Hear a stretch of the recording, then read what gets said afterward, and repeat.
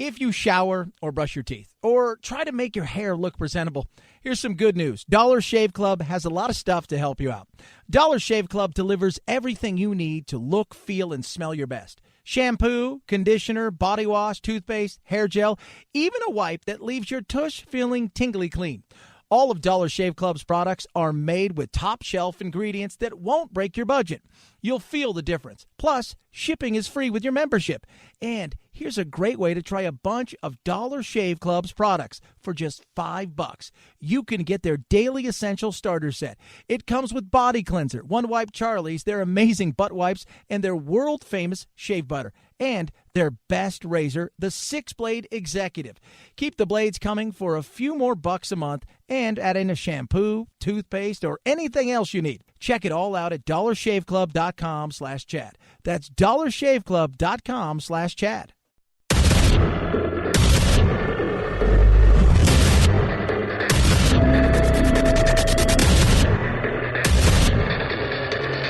Independent in thoughts and punk rock in life. It's the Chad Benson Show. This is a bombshell accusation that is about to trigger an all-out partisan and terribly personal war over Judge Brett Kavanaugh's nomination to the Supreme Court, as Democrats and Republicans are going to fight with everything they've got over what happened 35 years ago between two high school students in Maryland. What happened 35 years ago? She said she was almost raped by Kavanaugh and another guy, but because they were so inebriated that it didn't happen. And he says nothing happened. She took a polygraph test. Who is she? This woman who wrote an anonymous letter. She's a professor. Professor Ford. She was at Stanford. She said these things happen. Her husband said these things happen. Said they've been through therapy and these things happen. Didn't they? Did they really happen? I don't know. I wasn't there 35 years ago. But what you have is politics, the way politics is played today. Politics is ugly. Politics is nasty. I read a great article this weekend about Ruth Bader Ginsburg, who said that she can't stand the partisanness of the things that she's going on right now, even in the Kavanaugh hearings, that she finds it to be absolutely ridiculous. And now you've got these allegations of impropriety some 35 years ago, sexual misconduct, allegedly, coming from one party to another party in this one of the most important times that a politician will have, which is voting on whether or not a person should serve on the Supreme Court. Christine Blasey Ford tells the Washington Post that about 35 years ago at a high school party, Kavanaugh and a prep school friend were, as she put it, stumbling drunk when they corralled her into a room, and she says Kavanaugh pinned her to a bed, groped her, and tried to cover her mouth to prevent her from screaming. She said she was afraid for her life, and she thought he was trying to attack her and remove her clothing. Is that possible? Is it? Sure, it's possible. Anything's possible. Anything is. Now, he's denied it under oath. He's willing to sit down and talk about it. He's written out a statement. And now it is time to figure out what is going to happen from here. Her attorney, Deborah Katz, has spoken about the issue. And remember what's at stake here. For the left, it's that we've talked about that tsunami of inevitability, knowing they can't stop these things that are happening. So they're doing everything they possibly can. They're digging up every single thing. They're going through everything. They're going back in time. Did he play doctor with a little girl? A little girl played doctor with him way back in the day. Oh, my God. Could that be considered something? Did he do something when it comes to, I don't know, finger painting? Anything they can get that they can do to try to slow this down, because the fear is that he's going to be put on the court. And because of that, it's going to shift the court for generation after generation. So you've got this battle that is going on. And right now, the Democrats can do nothing about it to stop it. Their goal is to do all they can to stop it until the midterms, where they're pretty confident. And if you're looking at the polls, they're pretty confident. I'm pretty confident. If you asked me where money was going to be laid, that there is going to be a blue wave coming this November. And that at that point in time, they drag this out until they get to the point where they're in the power, and they could put somebody on who would shift the court in their direction for generations to come. But now we're dealing with this. A woman who says this happened. She's willing to speak. She's going to speak. Kavanaugh's going to speak. They're going to do it under oath. They're going to be questioned. And her attorneys come out and said something very interesting. She's willing to cooperate. What she's not willing to do is to be part of this bloodletting that happens in Washington. We only need to look at the Anita Hill hearings to know what that's going to look like. And that's not a fair way to get at the truth. No. But what you're trying to say is she's willing to sit down, she's willing to talk, but only if it's on her terms. So her terms are this. She doesn't want a bloodletting, meaning she doesn't want people to ask her certain questions that may be tough. But, Chad, we should believe the truth. It's about due process. Let's sit down and talk about it. I want to know the truth. She took a polygraph. So did Roy Moore. But what? Come on. Let's find out, right? It's fair. If this guy did something this heinous all those years ago, why now? That's the other question.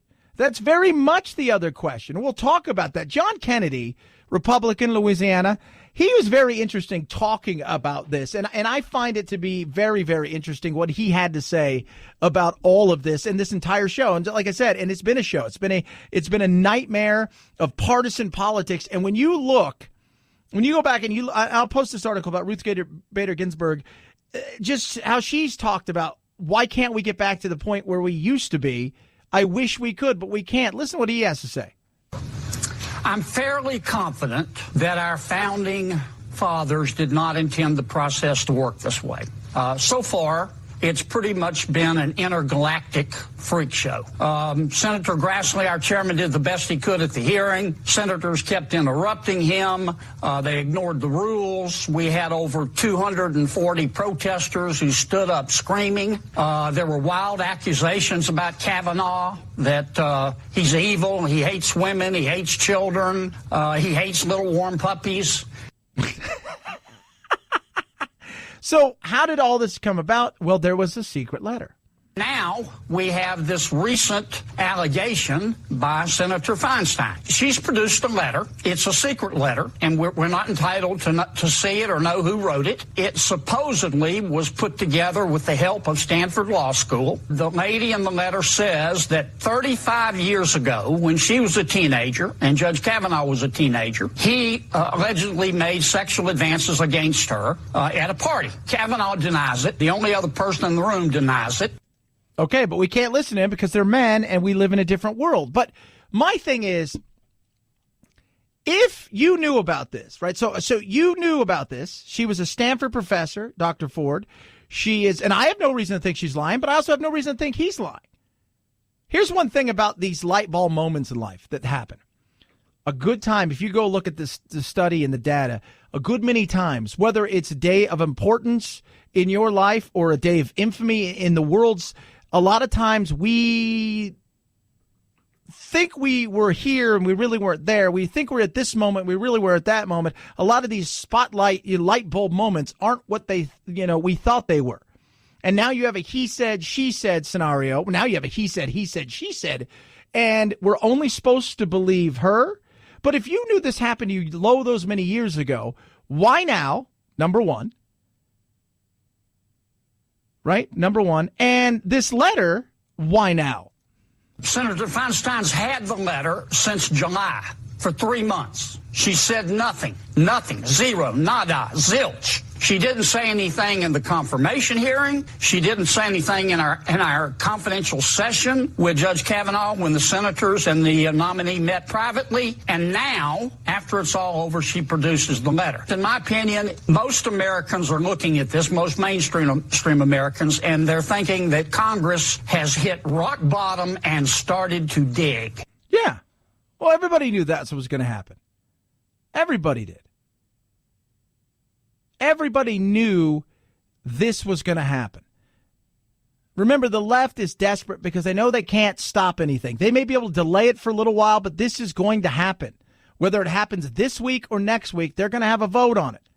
And your hope is, can you get somebody like Susan Collins and several others, Jeff Flake, a few others, to say, no, this guy's bad and evil.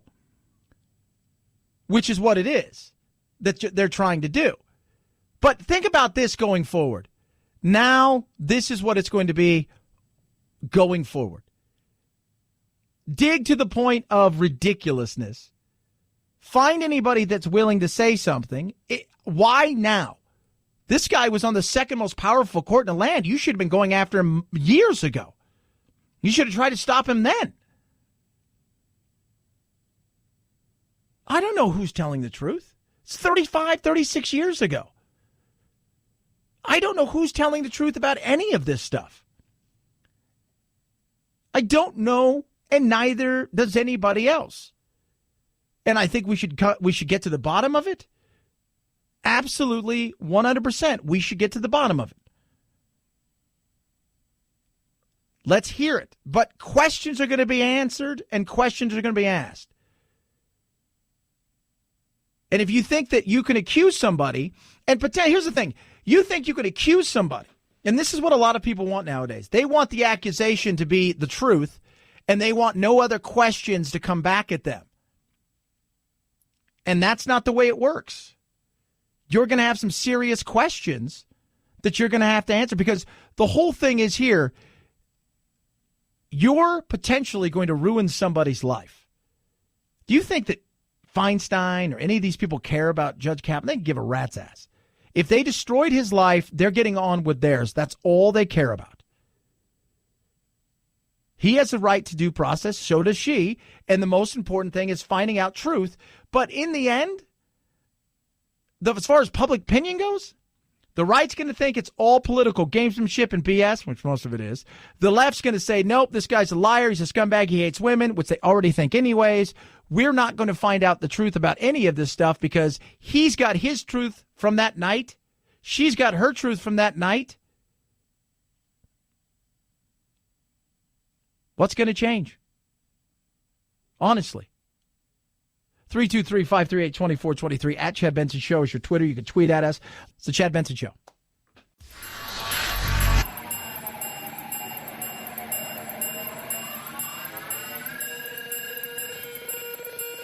Set Chad straight. Text the show, 323-538-2423. That's 323-538-CHAD. Someone has to do it. Might as well be you. The Chad Benson Show. I think it's important. I believe they think it's important. But again, he is one of the great intellects and one of the finest people that anybody has known. You look at his references, I've never seen anything quite like it. Yeah, that's Trump on Kavanaugh, and he thinks it's important to hear from the accuser. I absolutely do as well. And I asked a couple people today, it's like, he's got to be guilty. I'm like, well, let's just say he's not guilty. Let's just say, for the sake of argument, he's not. Well, how do you know he's not guilty? I'm like, well, how do you know he's guilty? Because she is telling us that he's guilty. I'm like, so that's all you need is just what she says? People couldn't have any other reason not to do this? Well, I mean, as long as the ends justify the means for a lot of people. Absolutely, 100%. Let's get this done, and let's do it. And Monday is when they're going to do it. By all accounts, it looks like Monday, she's going to have a chance, and he's going to have a chance, and then we'll see what happens from there. We want to go through a full process. I have great confidence in the U.S. Senate and in their procedures and what they're doing, and I think that's probably what they're going to do. They'll go through a process and hear everybody out. Yeah, let's do it. Let's hear everybody out. What if he is guilty? Throw his ass out. Guilty of what? I mean, he can't be, he's not going to go to jail. Nothing is going to happen to him.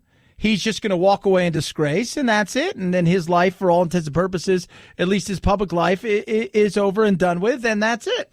If he's not, and this happens to all often nowadays, is if he's not, nobody cares. Right? Like we don't stick around. What we do nowadays is we judge you based on something, and we take whatever you're saying as to be truthful, and we can't say, maybe that's not true because it's not kind. And then when we do go look at something, we find out something to be not as you said it was. Doesn't matter what it is. By that time, there has been a narrative established, and very rarely, if ever, can you go back into some sort of Wayback Machine and make everything the way it once was? Maybe he is guilty. Maybe he's not. Either way, this is now out there. And if they don't find anything and he moves on, this will still hang over him as a he said, she said thing. And for a lot of people out there, you already thought he was a bad person, so this hasn't changed your mind. For other people out there, you still like him and you think this is a sideswipe, last-minute ditch effort to derail his nomination. 323-538-2423 at Chad Benson Show is your Twitter. You can tweet at me. Love hearing from you. All right, kids, you ready for this? I got a good one for us here today. Are you sitting down? All of us have done this. Ladies and gentlemen, your urban word of the day. It's time for the urban word of the day, fam. What? Right now? Time to get a little more hip on the streets. I can't understand a word you're saying. Urban word of the day. Intergret. Huh? Intergret. Wait, what? Intergret. You go on the internet, you're looking at something, and you're like, well, I wonder what that's about, or you hear something, who knows what it is. And then you dive into it, and you start getting deeper into it, then you see something you don't like. And then you have intergret. It's regret, but on the internet, and it's awful. And we've all been there. We have. Let's not pretend we haven't. This isn't like going down a rabbit hole. This is about something specifically you look at, and the next thing you know, you see a picture of something that you didn't like or a video, and you got intergret. Ugh. Intergret is your urban word of the day. Thank you for saying that in dated urban slang so that I'll understand you. That there was the urban word of the day. We damn stretched your cranium. Carol Rogers has seen her share of storms since moving into her Wilmington home. 1959, it was brand new. She's never been concerned enough to evacuate. This time, her daughter had a bad feeling. She kept on insisting that I leave, so I did. Carol has returned to find the tree outside her house is now the tree inside her house. And that is my room there that I would have been asleep in, so I would have been killed, probably. Instead, she stayed with her daughter, and today... I'm fine. Homeless, but fine. Well, at least you're safe, and a lot of people are homeless, hopefully temporarily, but it is going to be a while. They're still digging out. The waters are, you've still got rain. You've got some waters in some areas receding, and it's going to be a nightmare for the foreseeable future, and it was ugly. 31 people have passed away as a result of the hurricane, and some of the floodings in certain areas are getting better. Some of them are getting worse. So we'll see what happens here and the response and what it's going to be like. But it was definitely a very wet and nasty weekend this weekend for the people in the Carolinas. So Godspeed to them, and anything that we can do as a nation, I think we should do. We shouldn't allow everything to just land at the doorstep of the government, because as we all know, that can go a little south. I'm just saying. That's what I heard. 323-538-2423. At Chad Benson Show is your Twitter. So Norm Macdonald got in trouble for something he said about the Me Too movement. What about Sean Penn? Chad Benson Show.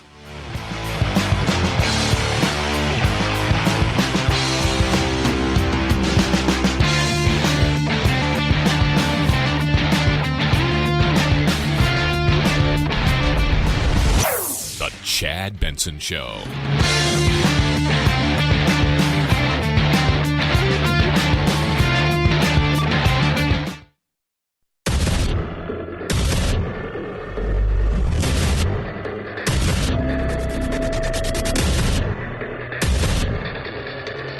Independent in thoughts and punk rock in life. It's the Chad Benson Show. Well, we don't know what's a fact. In many of the cases, salacious is as soon as you call something a movement that is really a series of many individual accusers, victims, accusations, some of which are unfounded. The spirit of much of what has been the Me Too movement is to divide men and women. Absolutely. 100%. I thought along that's a lot of what all of this is, right? Because why? Well, because it's entertainment. You're not going to pay attention to something that everybody agrees with. You need a push back and forth. But most men aren't disgusting pigs. They aren't. Most men aren't the way that a lot of these people think they are. They agree that the likes of the Harvey Weinsteins and them are absolute clowns. But we live in a world of social justice. Last week, Norm Macdonald said something. He got hammered for it. Sean Penn comes out, like here, and says something. And you sit here and you think, well, where's it? Well, he's on the left, so we're not going to say anything about it. But the reality is what he says is real. It becomes an us versus them situation. And that is important. We all work together, right? I mean, we work around people. Some of those people are women. Some of those people are men. You have to be aware nowadays of saying something, even to somebody else who's a friend of yours, that you feel safe that you can confide in them or say anything to them. But it doesn't matter, because if somebody across the room hears it, all it does is take one person. The next thing you know, your entire life is flipped upside down. Has there been a witch hunt? 100%. Was it understandable? I do agree. I thought at this point in time, though, we as a society were mature enough to have some common sense and say, oh, slow down a second, right? Like Al Franken didn't do anything wrong. He took a stupid photo, right? Garrison Keith, what did he do? He hugged a woman, right? And she thought his hand went down and brushed her back, or it was too long. Next thing you know, a guy who's had this amazing reputation is being tossed out on his ass because we're afraid. And we're allowing the salaciousness of the movement to demonize people who've not done anything wrong, but somebody perceived something wrong, or they thought, God, I remember a few years ago when so-and-so hugged me for 12 seconds. I thought that was a little weird. He must be a predator. Therefore, he's just like Harvey Weinstein. And then you get to the point where people nowadays who are business owners are saying, I'm not hiring any women, or I'm separating men and women because I can't afford a lawsuit, nor do I want a lawsuit or anything. So it's just better that I do that. Well, that's not very mature. No, that's the reality of the world we live in. But there's a reason for that, because it sells. It's salacious. What did I say? Sell the sizzle, not the steak. Rarely do we stick around to find out what happens to the Chris Hardwicks or the guy from Catfish or anything. We don't care about that. We care about the salaciousness of a story. We don't care about the truth. Remember a couple weeks ago, Serena Williams got fined in the U.S. Open, and she said that there's a double standard in sports and men do worse things, and everybody's like, oh my God, this double standard. And they go freaked out and you couldn't say anything bad about Serena. The New York Times, oddly enough, went and looked at the last 2 decades of Grand Slam tournaments. Men haven't just been overly fined and penalized. It's been ridiculous. Almost 3 times as many. What? Yeah. How crazy is that? How crazy is that? But we don't care anymore because we've made our judgment on it and we've moved on. And it's the same thing with the Me Too movement. Many of these men who get caught up in a situation like this, who get sideswiped by something, next thing you know, their life is put on blast. And when the truth does come out in some of these cases, they're vindicated. The problem is nobody cares. There is no Wayback Machine to go back in and restore their reputation.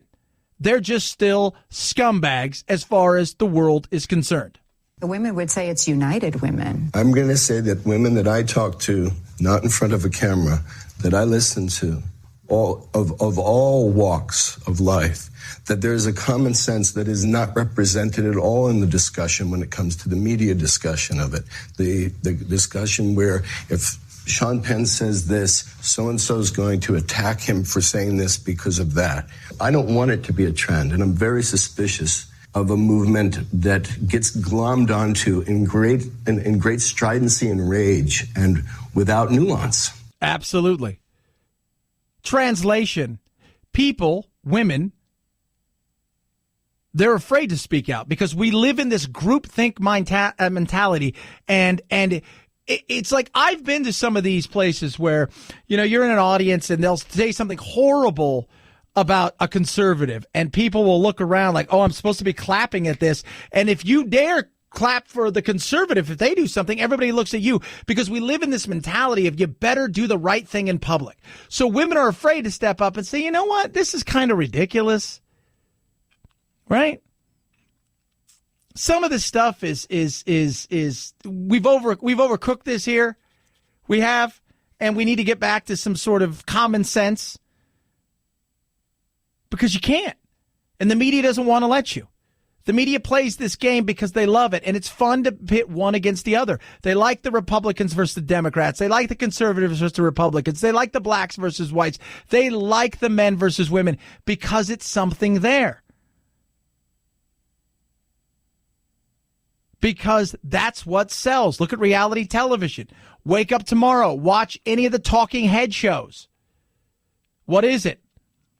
It's one Republican, one conservative. Some places it's three conservatives, no Democrats, and the other places it's three progressives and no conservatives. But by and large, it's a combat back and forth. Go ahead, watch it. Watch those sports things in the morning, right? You know, it's Stephen A. Smith versus whatever ESPN's rolled out there for him to battle against. Right? It's Shannon Sharp and taking on Skip Bayless. It's just let's go back and forth. It's battle. You say it's this, I say it's that, blah, blah, blah, blah. Because it's interesting. You walk down the street and two people are quietly talking to one another and they may be in an argument, but there's nothing happening. You walk down the street and you see people screaming at each other. You stop and you look. The media knows that. I've said this thing will eventually swing back to the center and we will find some common ground and we'll start to go, okay, look, here's the deal. You're Harvey Weinstein. That's one thing. If you cracked a joke, your life shouldn't be ruined because of it. But until people, and this goes for everybody, until people out there start to speak up, people who realize that there are movements and social justice warriors who hijack something, and in doing so, force in many ways other people to come along for the ride or else, until those or else folks out there go, you know what, you can or else this, I'm moving on with my life, and this is a ridiculous way to live, until they start to speak up, then people will know they can get away with things. They will. They know they can get away with things. And to me, I find that to be very interesting. I want to see that. I do. I know there are bad guys out there. You know there are bad guys out there. There's all kinds of people out there that have done wrong. And those people we should talk about. They should be brought to justice. That's truthful. Period. Case closed. But there's a lot of people out there who are caught up in the wash. And because everybody thought it was the right thing to do, was to become this social justice warrior, right? And a keyboard cowboy and attack. Because they don't care. They don't care where you finish. They don't care if your life's destroyed. They don't care about any of those things. What they care about is making sure that they feel good as part of it, right? I was part of it. I was part of doing whatever it was. You killed Cecil the lion. Well, I put a meme out there and said a horrible thing about you and told everybody that they should come do horrible things to you. I feel good about myself. Because it's all about me and how does everybody perceive me. 323-538-2423 at Chad Benson Show is your Twitter. We talk about this all the time when it comes to people who die, right? You know, Bowie dies. People post pictures of him all day. Our buddy Rich and producer Phil, you know this. He's telling us every time that a celebrity dies and people post stuff, what is he going to do? He says he's going to Photoshop his head next to him in the most ridiculous way because that's what people do because it's all about them and how the world perceives them. It's narcissism at its utmost. Oh, my God, it is ridiculous. We'll see what Sean Penn gets. I'm interested to see if Sean Penn gets hammered for this. I don't think he will because he's on the left side, but he's making some good points. You know, he's making some good points. And we've got to come back to this. I wonder where we come back to this level-headed, level ground area of, okay, you know what? There are real issues in the world, and we take away from those real issues when we just demonize everybody as the same thing. You're an offender, and you're an offender, and you're an offender, and you're an offender. And then all of a sudden it gets crazy, and then we've start to get a lot of pushback from people, and then all of a sudden it kind of goes south, and that's not what we need. What we need to do is say, you know what? Let's be honest. Harvey Weinstein's bad. Al Franken? Nah. Come on. Not bad. Not the same. Shouldn't have their life destroyed because of it. 323-538-2423 at Chad Benson Show is your Twitter. Tweet at us. Oh, Car Shield. So, my friend, I've told you guys a story. I'm going to tell it to you again because you need to hear it, because you need to understand what the potential could be, no matter how old your car is. Friend had a car. Warranty went for, I think it was like, they bought it used, but it was only going to go for up to 60,000 miles. She was over 63,000 miles. She thought, I'm going to get rid of this. I said, don't get rid of it. You're a fool. I mean, come on. And just don't. Nah. Takes the car in, right? Just for a simple oil change at the dealership, $1,900 and change later. She pays a small deductible. Car Shield handled the rest. They gave her a rental car for 2 days. You see where I'm going with this? These kind of things happen all the time, and Car Shield's how you protect yourself just in case. Your engine goes south, fuel pump, who knows what it is. I mean, the gadgets and the sensors, $1,000 to fix a sensor nowadays. So how do you protect yourself? Well, first you get Car Shield. They're going to give you 24/7 roadside assistance, a rental car for free while your car's in the shop, and they're going to allow you to pick the shop. You choose the dealership, wherever you want to take, wherever you feel comfortable. They'll get them paid directly. They've never made, nobody out there makes the process this easy. Car Shield does. So do what I did. Save yourself thousands of future car repairs. Get covered by the ultimate in extended vehicle protection. Call 800-CAR-6100. Mention code Benson or visit carshield.com. That's carshield.com. Code Benson saves you 10% right there. 800-CAR-6100. Code Benson. A deductible may apply. At Chad Benson Show is your Twitter. ChadBenson. So he walked out. He said he's done. He's had enough. Is it a dream or is he just over it? We'll talk about it straight ahead. Chad Benson Show.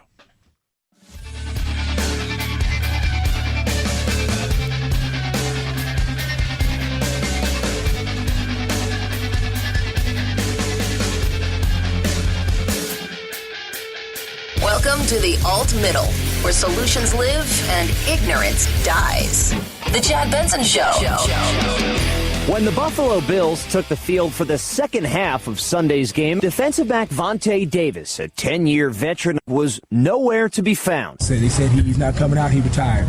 That's Bills linebacker Lorenzo Alexander, who was not pleased with the timing of Davis's decision. Completely disrespectful to his teammates. In a statement, Davis said, quote, "This isn't how I pictured retiring from the NFL, saying reality hit me fast and hard. I shouldn't be out here anymore." He went on to say it was more important to walk away healthy and said he meant no disrespect to his teammates and coaches. So think about this. You are an NFL player, right? You're out there, you're doing your day-to-day, your 9 to 5, your grind.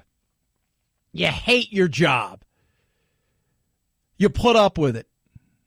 Got a husband or a wife, kids, the whole 9 yards. You're doing your thing. And then you hear this guy yesterday at halftime says, "I'm out. I'm done." And people have been attacking him. And I said, you know what? He got sick and tired of the grind. I don't like the way that he's done it. I think it was wrong, right? You heard some of his teammates not thrilled by the way that he handled things. But it's the grind. He got out there and he said, I got a lot of money. Been in this league 10 years. That's 3 times as long as the average person will stay in the NFL. I don't want to do this anymore. He was looking around the locker room. Didn't want to do it. Didn't like what he did, the way he did it. Should have done it this morning. Should have walked in and said, "Coach, you know what? I'm not into it anymore." And you know what it is? He's not into the grind. The daily grind of being a player, of going through all of the things you have to go through to prepare. I played with a guy one time, a great player, and he said, "I never once got paid to play a game, but I sure in the hell got paid to practice." And that's a lot of what it is. It's that grind, day in and day out. It is. It's waking up on a Monday, right? Taking aspirin and whatever else to get you through the day, going in, icing your body down, right? Then film work all day. And then, by Tuesday, you're starting to walk a little bit better. By Wednesday, you're almost back to normal. By Thursday, you're feeling okay. By Friday, you're about ready, back to normal 100%. By Saturday, you're going through walkthroughs, and Sunday, it's all over again. It's a grind. He's just like, I'm done. But weird, right? Like in the middle of a game. Just like, I'm not going back out. And he showered and he left the stadium. And that is bizarre, to say the least. So tonight, something's happening on television that I have paid zero attention to. It's the first time last year's Best Drama, The Handmaid's Tale. Is this what freedom looks like? Will go up against Best Drama winner from 2 years ago, Game of Thrones. Bend the knee and I will name you Warden of the North. One of them is likely to repeat, or possibly they could split the vote and perhaps a dark horse like The Americans squeaks through. On the comedy side, there will be a new winner, since last year's pick, Veep, isn't in the running. I'll do it. Look for either Atlanta or The Marvelous Mrs. Maisel to take it. So out of all of those, how many has Chad seen? If you answered 0, you would be correct. Not because I think they're bad shows, not because Hollywood's all left and crazy. Enjoy I don't listen to what 99% of the people say. I don't care. Just because I don't watch television the way that other people do. I'm not going to watch the Emmys tonight. I'm not. It's going to be this leftist crazy thing. That's the one guy said, you're not going to watch tonight because it'll be some leftist crazy thing. I'm like, I'm not going to watch tonight because I'm not watching any of these shows and because I don't care. Right? I'm going to watch a little football and I got some work to do, and that's kind of what I do, man. I bust my ass and I'll be working and doing stuff like that. So, but I haven't seen any of these. I probably should. I don't know which one intrigues me the most. I might see The Handmaid's Tale at some point in time, but it's a might. It's Chad's world. In Chad's world, he says he's going to do something like that, and then we know it. I just started watching American Horror Story, for God's sakes, and I love horror movies. 323-538-2423 at Chad Benson Show is your Twitter. You can tweet at us. Love hearing from you. It's the Chad Benson Show.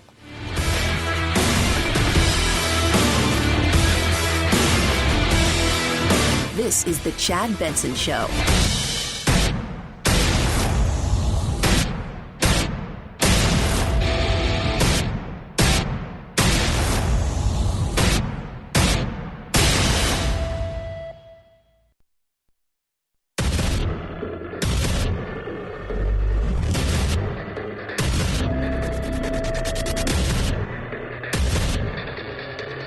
Independent in thought and punk rock in life. It's the Chad Benson Show. Judge Kavanaugh is one of the finest people that I've ever known. He's an outstanding intellect, an outstanding judge, respected by everybody. Never had even a little blemish on his record. Well, he obviously does now. God, get with the program, bro. President Trump there. So Kavanaugh, well, this lady's going to be, this Dr. Ford is her name. She is going to be front and center, I guess, on Monday for a hearing. She's accused him some 36 years ago of some sort of sexual impropriety. She said she was 15, he was 17. He pulled her into a room. He was drunk. He tried to take her clothes off and kiss her. And she was worried he was going to rape her and kill her. And she said he was too drunk to do anything. There was another person, a guy, that disputes the story that she says. But she is passed a polygraph, and there you go. I mean, we have to believe everything that's in a polygraph, right? So what do we do from here? She's willing to cooperate. What she's not willing to do is to be part of this bloodletting that happens in Washington. We only need to look at the Anita Hill hearings to know what that's going to look like. And that's not a fair way to get at the truth. So questions? We can't ask questions? Is that she wants to go up there and read a statement and have the left who don't want Kavanaugh there because he hates everything. He's just evil and bad. So are they allowed to ask questions? Like, how can I trust you? What's in this for you? And they're good. And I tell you, I said it earlier today, and I was one of the first ones, producer Phil. I was out there, that they're going to bring, and the right will bring this up. His mother, also a judge, presided over a issue that had to do with, I guess, a foreclosure on her parents, one of her parents' houses or their home, and signed off on something. That's something that will be brought up. They're going to ask the question. You lean left. We've seen what you've given. You've donated to left. Why now? Why all these years later? Also, Feinstein, why now as well? Senator Feinstein's had the letter since July for 3 months. She said nothing, zero, nada, zilch. She didn't say anything in the confirmation hearing. She didn't say anything in our confidential session with Judge Kavanaugh when the senators and the nominee met privately. And now, after it's all over, she produces the letter. In my opinion, most Americans are looking at this, most mainstream Americans, and they're thinking that Congress has hit rock bottom and started to dig. Yeah, absolutely. But you knew they were. I've been saying it since day one. They're going to go back as far as they possibly can. They're going to ask everybody everything. Go back to his preschool teacher. Did he play doctor with somebody? His kindergarten. Did he play doctor with somebody? He's going to go. They're going to go. Are there any papers that may show he has a bias, racism, any finger paints? And they're going to go back as far as they can. They're going to look under every single rock, look through every nook and cranny, as the right would do, to try to find something, because this is going against something. They're looking at this as a generational tilt of the court to the right. So they're going to do all they possibly can. But I do have the question. You had this months ago. Why didn't you bring it up? I think it's very, very fair question to ask. Susan Collins. See, and really what they're trying to do is, how many can they get? Jeff Flake, Susan Collins, who can they get that they know that they're going to be able to go, and say no? And that's all they need, because they know what's coming. They know come November that there is going to be a chance. And I know a lot of you out there, well, just wait and see. If I had money today, I'll continue to say it. And you say you're going to put it on the blue side or the red side come November, I'm going to put it on the blue side right now. Now, is it going to be as big as they think? Maybe not. Is it going to be both the House and the Senate? I don't think so, but you never know. But really what they're looking for is a Flake, Susan Collins, a few other ones that are teeter-tottering that may say, yeah, you know what, we're going to pass on this. One lawmaker we've been closely watching is Republican Senator Susan Collins of Maine. She's been undecided on Kavanaugh, and here's how she reacted about these accusations. Well, I obviously was very surprised. And it's an issue that I brought up with him last Friday, and he denied, as he did in his written statement. So he's denied it. Denied it in the written statement. He's denied it. Now it's go forward. They're going to talk to her. Is it going to do enough? I mean, everybody sees to the whether or not he did it, right? Let's just take that off, right? It's partisanship of epic proportions. You don't care about this lady, Dianne Feinstein. You should have come forward with this a long time ago, and we should have dealt with this. You're doing it because of, well, politically, you have something to gain out of this. So let's not pretend that somehow you're doing everybody some sort of, a wonderful thing here. Like we almost appointed a monster. This guy's an absolute monster.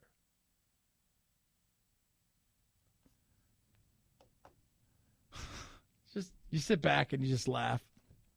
It's politics, though. So we become tribal. It's going to fight it out. The what if? People say, do you believe him? I'm like, I don't know him. I wasn't there. Were you there? Well, no, but I believe he did it. Okay, well, then you believe he did it. Based on what? Well, what she said. But you don't believe what he said? No. Why? Well, because he doesn't agree with me. We don't have the same political. Oh, so it's all about politics. Just say that. Just be honest. Just be honest in this. So we're going to find out what's going to happen, and let's just see where this takes us. Could be a long delay, or it could be. I want him to go in at the absolute highest level. And I think to do that, you have to go through this. If it takes a little delay, it'll take a little delay. It shouldn't certainly be very much.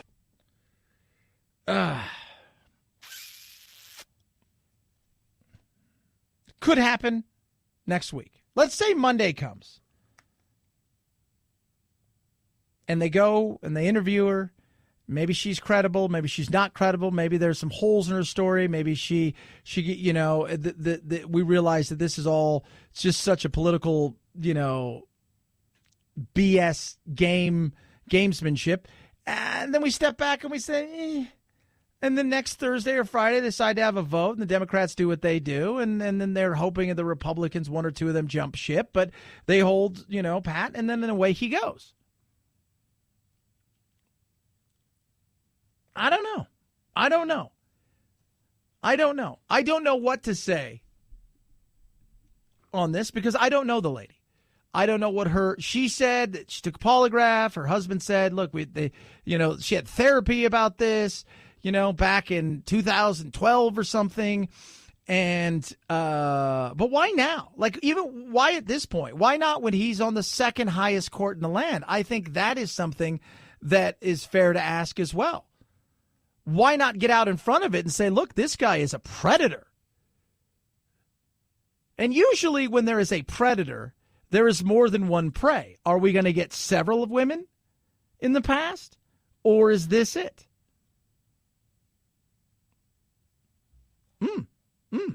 The allegations are extremely credible. They were made by someone who voluntarily submitted to a lie detector test and had been discussed in the past, long before Kavanaugh's nomination to the Supreme Court, with a family therapist. Well, is it true? Is it? It's credible. She took a lie detector. So did Roy Moore. So, I mean, you know, is what it is on that. Who do you believe? I was saying earlier, if you want to do a lie detector test, and we're going to believe everything that comes out of a lie detector test, then Travis Walton out here in Arizona, I think it was Snowflake, Arizona. He and 5 guys, he was abducted by aliens, dropped off, I think, 2 days later. They all took a lie detector, so based on that there is aliens. But I'm just saying, we've got to look at all things. We no longer want to talk about due process in a situation like this. We want to jump right to guilt. And I don't think that's right. I don't think it does her any good because she should want to see this thing out and him absolutely finished. And I don't think it does him any good because if he's not guilty, he should want to see this thing all the way through.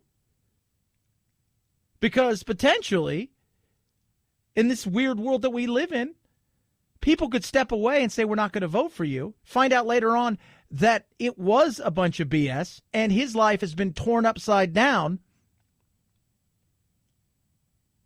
all for politics. But politics is a blood sport anymore. And on Monday, we'll find out how good she is. I don't know. And people are going to say, you should know she's telling the truth. No, I don't know who's telling truth about what. You know, flashbulb memories, they call them. I think that's what they call them. They say a lot of people have memories that they think they have about situations. Even in really like the day Kennedy was shot or Reagan was shot or the space shuttle blew up and they try to and the recall, they have these memories, and a lot of times they don't have the memories they think they have. Many times their memories are completely off. They may get something right, but they get a lot of it wrong. He could be absolutely full of crap. So could she. They could both be misreading it. But it is what it is. 323-538-2423 at Chad Benson Show is your Twitter. You can tweet at us. AMAC. AMAC. I like AMAC. They're good. They're good to all the listeners that have signed up for this, all Chad Benson Show listeners.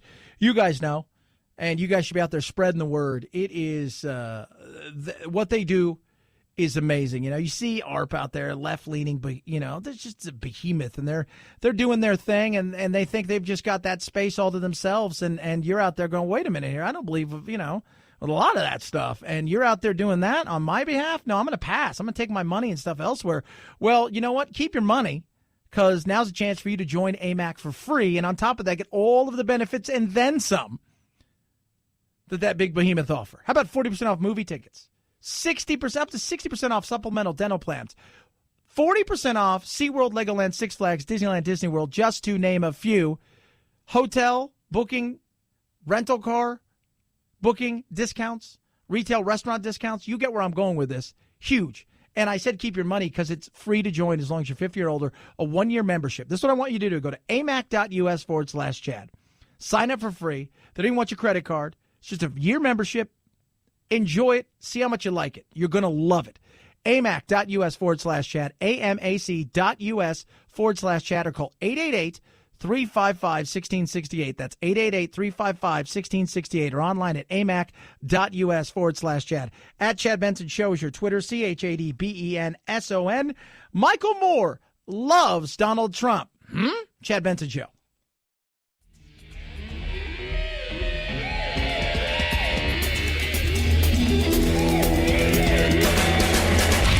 You go, boy. This isn't about right or left. This is just about right and wrong. Right you are, Chad. The Chad Benson Show. You think that? Last president of the United States? I think it's possible, absolutely. I think that we have someone in the White House who has no respect for the rule of law, who dislikes democracy by an incredible degree, which doesn't make him really that much different from other billionaires or CEOs, because their businesses are not democracies. They rule by fiat, so they don't like having anybody else having a say. They also like to take home the bulk of the money with them. Oh, which is a lie, but it is what it is, right? But they also take all the risk, but we don't care about that because, whatever. Let me tell you why Michael Moore loves Donald Trump. Makes him relevant again, right? Comes out, he says these things. He's got a movie coming out, Fahrenheit 11/9. When Bush was there, you had Fahrenheit 9/11. Then Obama came, and he had a couple, I think he had one that attacked the healthcare industry and a few other, but it just didn't go anywhere, right? Capitalism and stuff. It didn't. Now you've got Trump. Whoa! A larger-than-life character. You love him. And for those of you out there, as you listen to him rail on against CEOs and business owners, he's worth $50 million. He stands to make a pretty penny. And people that work with him in the past have accused him of not wanting to hire a union, of not wanting to give credit where credit was due. So he's had some issues along the way. But this is what he loves. And I don't fault him for it. Damn, Skippy, run at it. Enjoy it. This is your chance. You've got somebody. That's what I've been saying. Like the media world, the establishment media live for this stuff. Trump is a boondoggle for them. He has made people on both sides of the aisle who have been relevant again. He is his own industry. He's created a cottage industry around Trump. And now he's got a new movie coming out that people will flock to and see.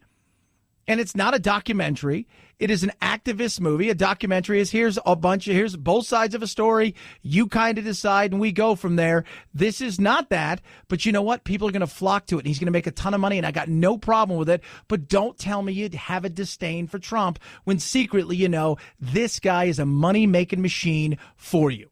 Putting somebody like that in charge of a democracy is a very dangerous thing. Especially it's more dangerous with him because he has a complete lack of ideology. He doesn't. You think it's more dangerous because he doesn't believe in anything? Absolutely. People say to me, well, if we impeach Trump, we'll have Pence. I go, great. At least he believes in something. And I'm not afraid of having the debate with Pence over whether or not Adam and Eve rode on dinosaurs 6,000 years ago. We're a democratic republic. We're not a democracy, as you would think. Democracy eventually leads to mob rule. We have a constitution to protect. Those are little things. What I'm saying is he loves it. He loves it because this guy doesn't like the right. And when the left is power, he doesn't have a platform to do the things he does. He can attack things like capitalism or pharma or stuff like that. But the reality is there's so many of those nobody cares about. But this is his wheelhouse. This is where he makes a home run. This is where he's going to make a gank of cash. I got no problem with it. But I love the fact that people pretend like he's doing something. Yeah, he's doing something to pad his own pocketbook. And I got no problem with it. So scream about capitalism. Scream how much you hate it all the while lying to the back, lying to us and lying to everybody else. I'm okay with that, but I see through it. Hey, joining us next, Small Animals, Parenthood in the Age of Fear. Kim Brooks wrote this book about an experience she had when she left her kid in the car. Very interesting. Straight ahead, Chad Benson Show.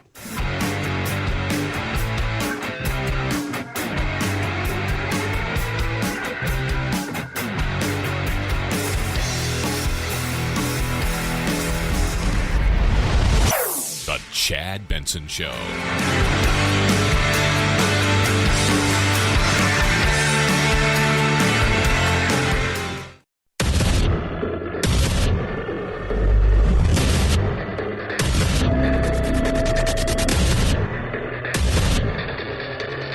Independent in thought and punk rock in life. It's the Chad Benson Show. We live in a day and age of fear. Let's be real. We're afraid of everything nowadays, partially and I think mostly because of social media. The boogeyman's always around the corner. You've got kids and parents who are tethered at the hip. It's insane. Joining us now is somebody who's got a book out that's very, very interesting indeed, talking all about this. Her name is Kim Brooks. The book's called Small Animals, Parenthood in the Age of Fear. Kim, thanks so much for taking time with us today. And what prompted you to write a book like this? So it was a personal experience. This was about 6 years ago. I allowed my son, who was 4.5 at the time, to wait for about 5 minutes in the car on a cool day while I ran in to get one item from a store. When I came out and got home, I learned that someone had watched me do this, had recorded me on their phone, and called the police. This led to a long period of time where I wasn't sure if I would be charged with something. Ultimately, the police tried to charge me with, or wanted to charge me with contributing to the delinquency of a minor. And it was just a very scary and upsetting period in my life. And that was sort of that experience, plus talking to other parents who had had similar experiences, led me to investigate further in the form of this book. You know, I'm a Gen Xer. I was a latchkey kid. I look at my mom said, you know, God, if we parented like this today, everybody'd be in jail and the state would be raising everybody's kid. It is insane. Like, how did we get here? Because it's oddly enough, a lot of the latchkey kids have raised this generation of who have had all these freedoms, have now gone and said, hey, you know, we're going to raise snowflakes, and we're also going to be terrified of everything around the corner when we didn't live our lives that way. Yeah, well, I mean, I think part of the problem is that fear is contagious, right? And so once we have this change where we start to think that a child who's not supervised for a few minutes is somehow in danger, and people start living by that fear, it very quickly sort of becomes the norm. It forms kind of a negative feedback loop, right?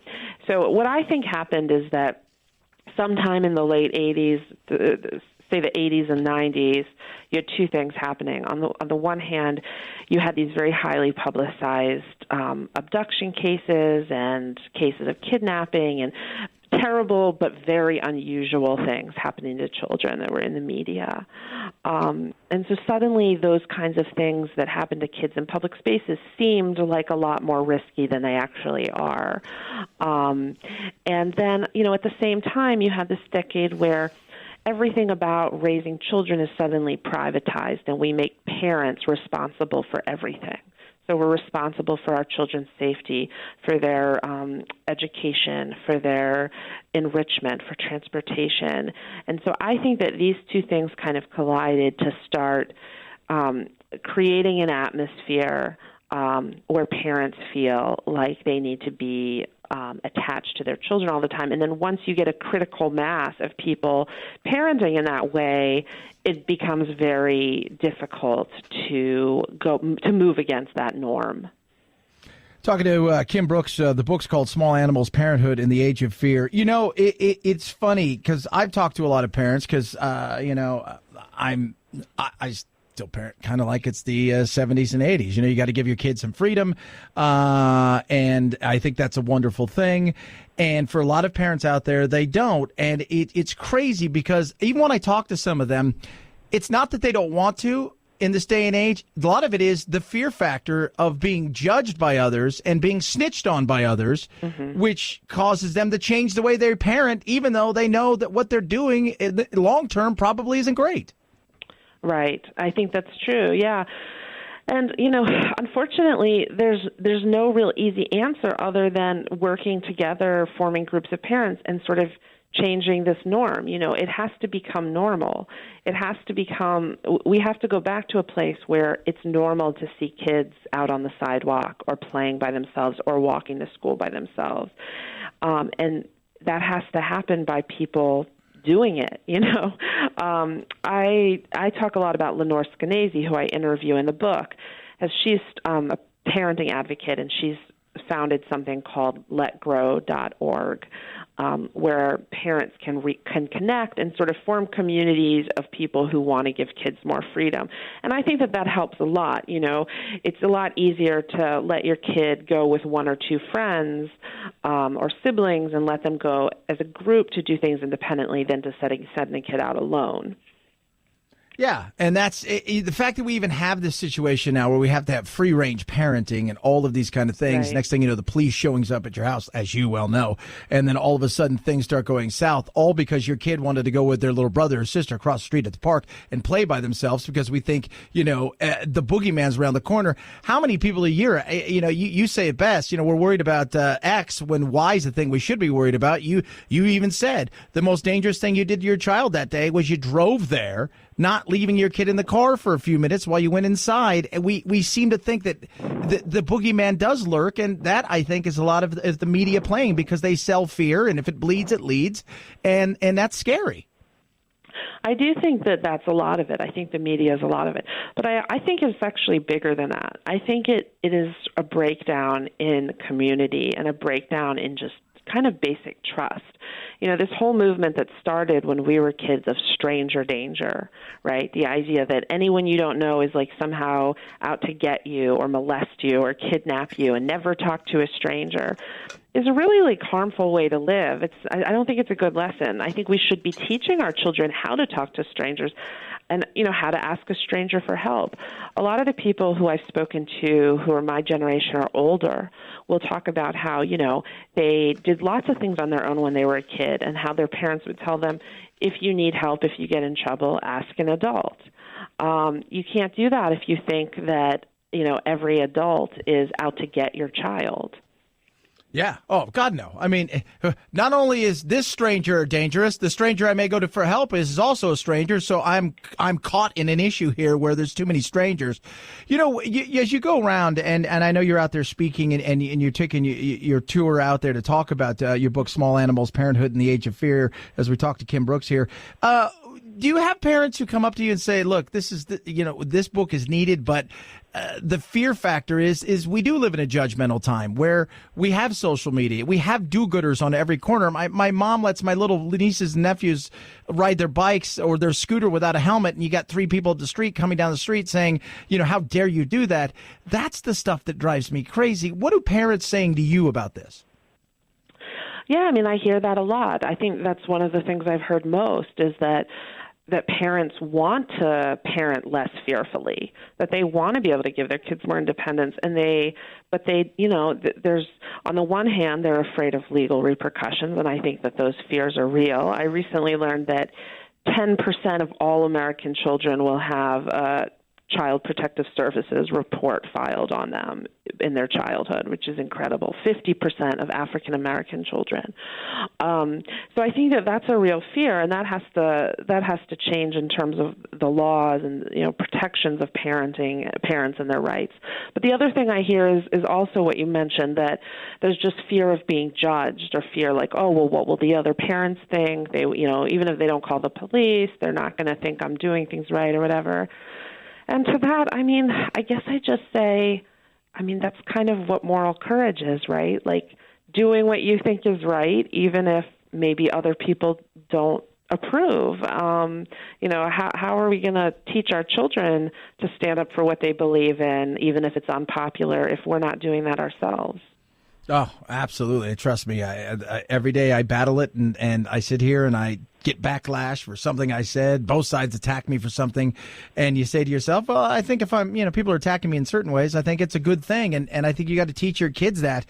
What's been your pushback? Because I'm sure, and look, everybody's a critic, especially if you're saying so. And I always find the more that people criticize stuff, especially if you're putting something like this on paper, the better it is in a lot of ways, because what you're doing is you're touching something that needs to be addressed, and they don't like the truth that they're hearing. Right. I mean, I guess the pushback has been, one, there's been some pushback about the car issue particularly, where I think that there's a lot of confusion. People have heard about this issue of hot car deaths where children are forgotten in cars. And this is something that does tragically happen to about 35 children a year on average. There's 5 million children under the age of 5 in the U.S., and about 35 of them are forgotten in cars. And people say, just never leave a kid in a car. And it's like, okay, well, this is really a different issue, forgetting a child in a hot car, when you go into work, as opposed to allowing a child to wait for 5 minutes while you run a quick errand. That's been part of the pushback. And then just also this idea that, people will say, well, I just can't do that. I can't let my kids out of my sight because if something happened, I couldn't forgive myself. So how can you do that? What if something had happened? How could you forgive yourself? And, I understand that kind of anxious, superstitious thinking, but I just think to convince ourselves that we somehow have that kind of control, that by telling mothers if they never take their eyes off their children, they can prevent anything from happening. It's just not a healthy way to live. It's not a healthy for parents. It's not healthy for kids. No, it's not. You got to wrap them in bubble wrap, and the reality is eventually you're going to have to let them go, and if you're not preparing them, it's going to be they're going to be living on your couch forever, and that's the last thing I think anybody wants. Great book. You can get it where good books are available. Small Animals, Parenthood in the Age of Fear. Kim Brooks, appreciate you coming on today, and I think everybody out there who is a parent, a grandparent, whoever, take a look at this book because there's some interesting stories, and I think the reality is we need to start looking at what scares us, what's real and what's not real. Thanks so much for taking time with us today. Thanks for having me. Thank you. At Chad Benson Show is your Twitter, ChadBenson. I took Jack to the Arizona State, San Diego State game this weekend, and it was, I'm a dad, right? We're having fun. We're having a good time. He's in the bouncy house, and I'm sitting over there at a table talking to people, and I see these parents all over there waiting and watching their kid in the bouncy house, and I'm like 100 feet from him thinking to myself, he's going to be fine. He knows where I'm at. And we're inside of a contained area. I'm not really worried about somebody snatching him, but it is hilarious to watch the way that people act. It's like, you can't let your kid in the bouncy house for 10 minutes. You just can't do it. It was the couple next to me had a kid, and they would take turns so they could eat, and they would go back to and then they would come back, and then one would switch off while the kid was in the bouncy house, and they kind of looked at me, and then the band came, and they were in between us for like 15 minutes playing songs, and the cheerleaders were everywhere, and and it was just, oh my goodness. And I wandered over and I'm like, what's up, dude? You ready? He's like, yeah, let's go. I'm just, the fear factor thing. I get it. I guess. I don't know. I mean, for some people, I guess I get it, but the reality is it's not a way to live your life, and it sure in the hell doesn't help your kid, I think, in the long run. 323-538-2423. At Chad Benson Show is your Twitter. It is the Chad Benson Show.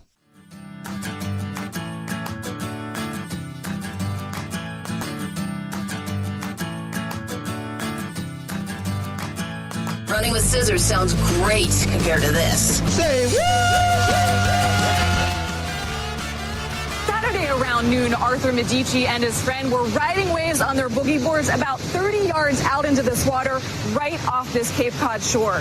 That's when one witness says he saw what looked like a 10 to 12-foot shark attack Medici.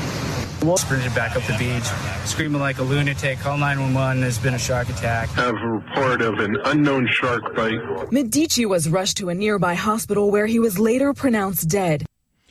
Yeah, awful. First time somebody's been killed by a shark in Cape Cod in it's got some 70 years, I think. And more people go on the beach. More people go in the water. Producer Phil, will you remind the people of the world about nature? Chad, nature will mess you up. Mess you up. You go out in nature and it will mess you up, potentially. We're seeing that in all forms of what nature is. And, it's a horrible thing. And the reality is it was just a mistake. And it sounds weird to say it's a mistake, and I can't believe this happened and somebody died. But when you have a force of nature, and this was probably a great white shark, that was probably younger, if they say it's 10 to 12, not quite a full-grown great white shark, who said, hey, I'm hungry, and look over there. We see these sharks every day along this coastline. They are there in big numbers, and people have to be vigilant and be aware of. Greg Skomall is a marine biologist for the state of Massachusetts. He believes the shark likely mistook Medici for a seal, which are often close to shore along Cape Cod's beaches. And as a result, these sharks are coming as close as they possibly can to try to kill and eat these seals. And that creates a bit of a problem because that's exactly where people are utilizing the shoreline. Yeah.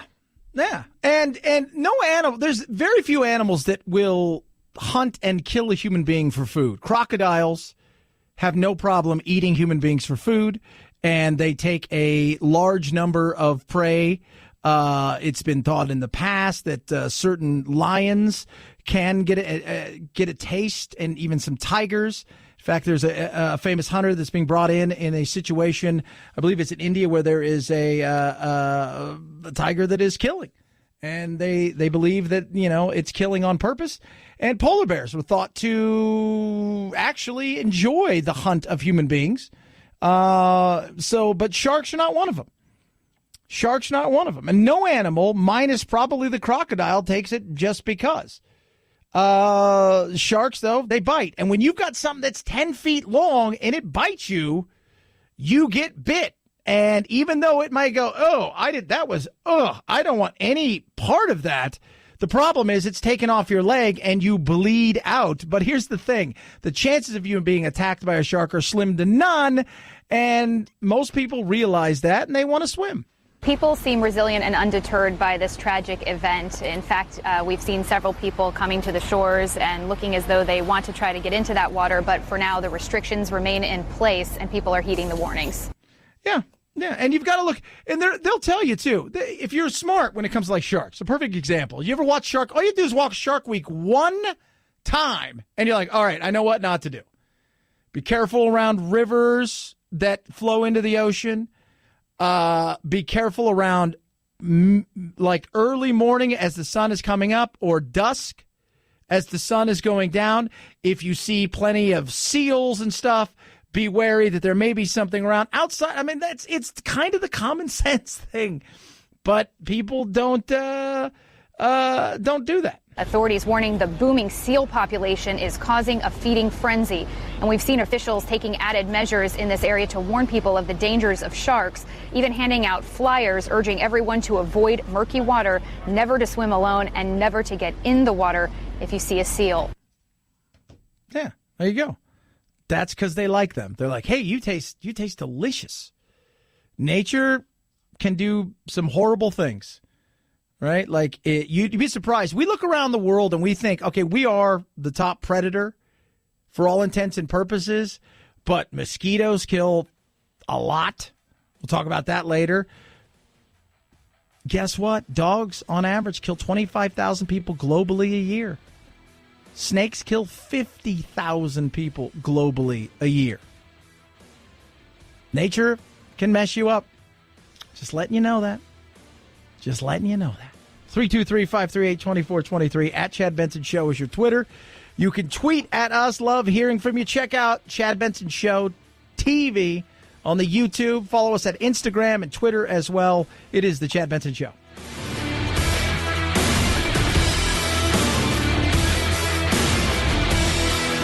This is the Chad Benson Show.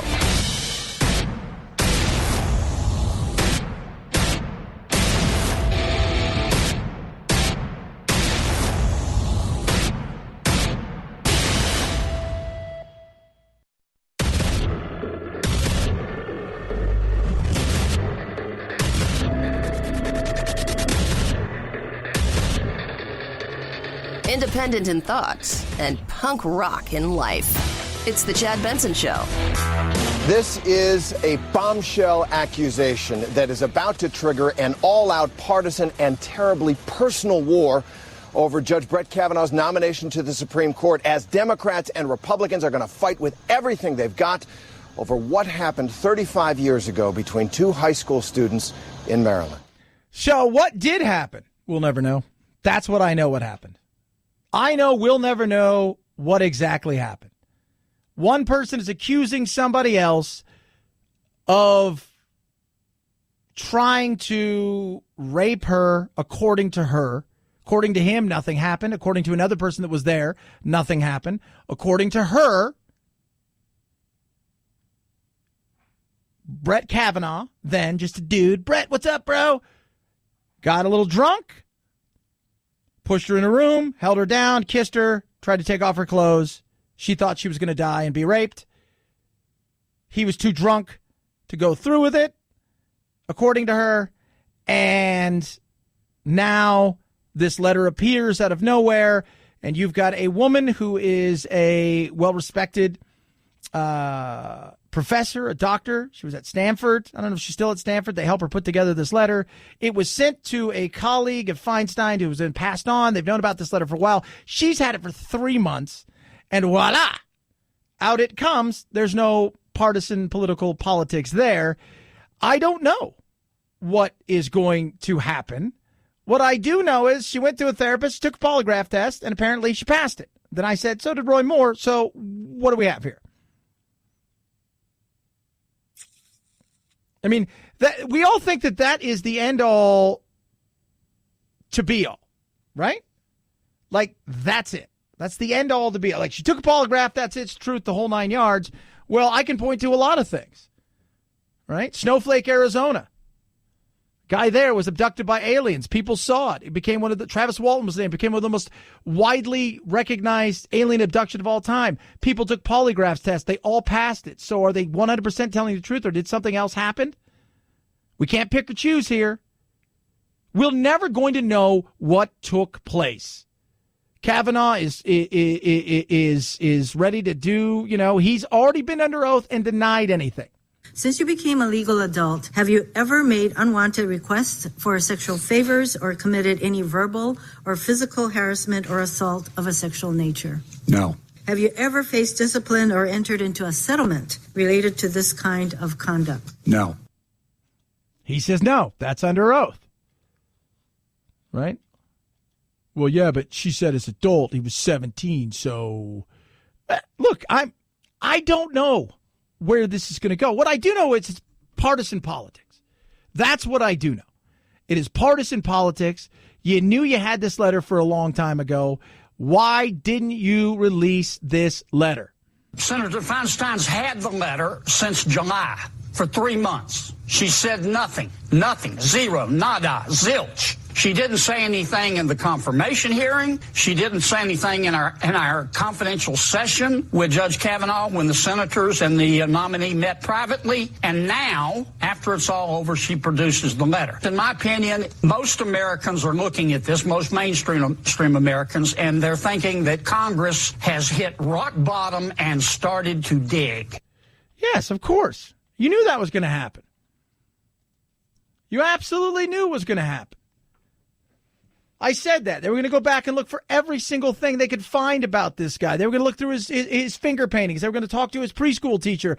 They were going to talk to kids he played kickball with and tetherball. Did he play doctor with somebody who didn't want to play doctor, or did somebody play doctor with him? I mean, they're going to look under every rock. They're going to look through every nook.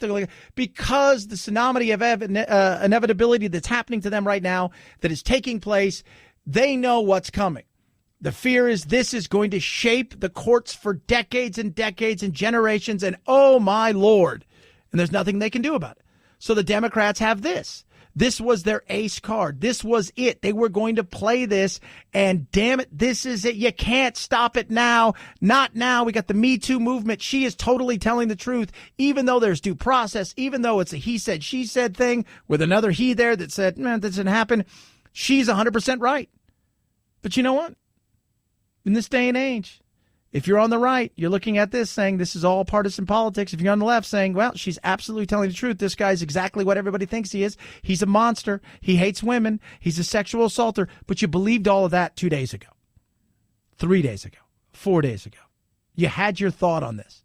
And now that this comes out, you're not changing sides. You didn't wake up today going, well, I think this is pretty much as straightforward as it gets. No. This is what it is. We live in a world of craziness, of partisan politics, of just, hey, I'm doing my thing because this is my tribe and this is what I think of your tribe, and we're going to do all we can to upend your tribe, and we don't care if the ends justify the means as long as we're concerned.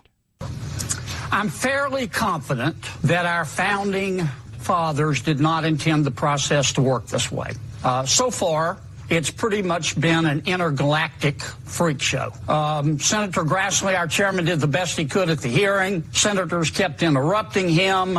They ignored the rules. We had over 240 protesters who stood up screaming. There were wild accusations about Kavanaugh, that he's evil, he hates women, he hates children, he hates little warm puppies. I love the intergalactic freak show. You think? Yes. Partisan politics, tribal politics, my side versus your side. The only truth is my truth. All your stuff is lies. On the other side, the only truth is my truth.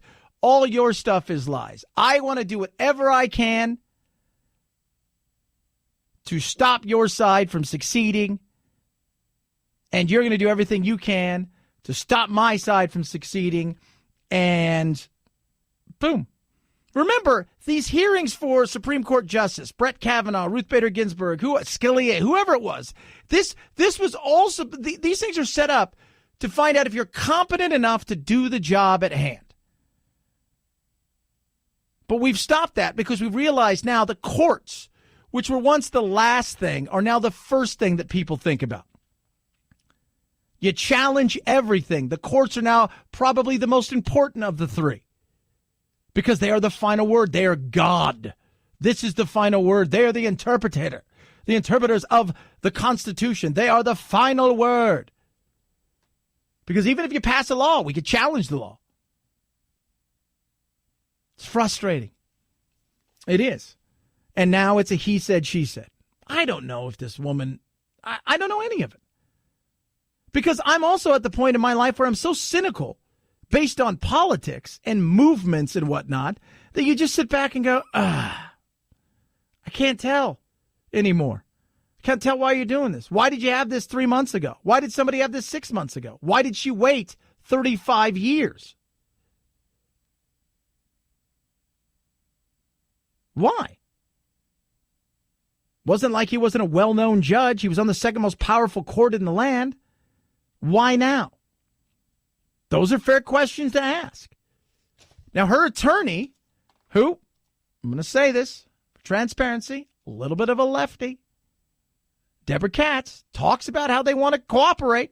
She's willing to cooperate. What she's not willing to do is to be part of this bloodletting that happens in Washington. We only need to look at the Anita Hill hearings to know what that's going to look like. And that's not a fair way to get at the truth. No. Why? Because somebody's going to ask you questions? Somebody's going to bring up things that may expose why this person may or may not have bias in a situation? I don't know what's in it for this lady. Maybe she's telling the truth. Maybe she's not. But there's a man's reputation and life at stake here, professionally. I think every right he has to have some due process. And so people are going to ask you some serious questions because the accusations you're making are serious. How much do you remember from that night? I don't drink or do drugs. I can't even remember a lot of stuff when I was 16, 17 years old. Those flashbulb moments in life, a lot of people think that these flashbulb moments, we remember everything. I remember where I was, the day it was, da-da-da-da. And then you find out that a lot of people don't remember everything about those days. But I think it's fair to ask a question or two. She doesn't want to be grilled. Well, So you just want to be able to write a letter, throw out an accusation. You want to be able to have people ask you a question from the left side of the aisle. And then you don't want any question to come back at you that you may deem to be, a bloodletting. Doesn't work that way. It doesn't. I don't know what's going to happen. What I think is going to happen is this will be a delay for the next week or so. And they'll probably interview her. They'll bring him back potentially again. Maybe they will, maybe they won't. And then they'll make their decision, and it'll all still probably happen somewhere around October 1st or 2nd. They're not going to vote this week, but it may happen the next couple weeks because the Republicans still want it to happen. And will we ever find out the truth? I doubt we will, because it was 35 years ago based on an accusation of a then 15-year-old against a then 17-year-old. I'm not saying she's a liar. I'm not saying she's telling the truth. I'm not saying he's innocent, but I'm also not saying he's guilty, because in the end, we weren't there and we'll never know. 323-538-2423 at Chad Benson Show is your Twitter. You can tweet at us. Love hearing from you. MyPillow. Man, did I need MyPillow this weekend. Goodness me. I passed out. Jack and I had a big fun weekend. Went to a football game, with all kinds of stuff. We just were both out. Drove a lot this weekend. It's my Go Anywhere pillow. And right now, they've got a great offer for you. Buy one, get one free. If you realize how important sleep is, then you know that sometimes a little change can go a long way. And my pillow is the little change I made that has went a long way in how I sleep. I feel better. I'm more refreshed. And you look at the productivity levels of people who have struggled with sleep. If you look at the blood pressure, heart, all of these things, they're all, you can just draw lines back to certain things, and sleep is one of those. So here's what you get with MyPillow. You buy one, get one free. Premium pillows, right? So you buy one, you get one free. 100% machine washable and dryable, made in the USA, backed by a 10-year warranty. Simple and easy. Call 800-944-4975 or go to MyPillow.com. Use promo code Benson to get 2 MyPillows for the price of one. Again, a small thing to do that will change your life tremendously. Get your MyPillow right now. Buy one, get one free. Use code Benson when you go to MyPillow.com or call 800-497-4975. That's 800-944-495-75. And I'm telling you guys, I slept so good. I passed out. I slept yesterday, and I didn't know if Jack was going to wake up. He had his little MyPillow. I had to wake him up so we could go swimming. Call right now, 800-944-4975. Visit MyPillow.com, promo code Benson. At Chad Benson Show is your Twitter, ChadBenson. It's the Chad Benson Show.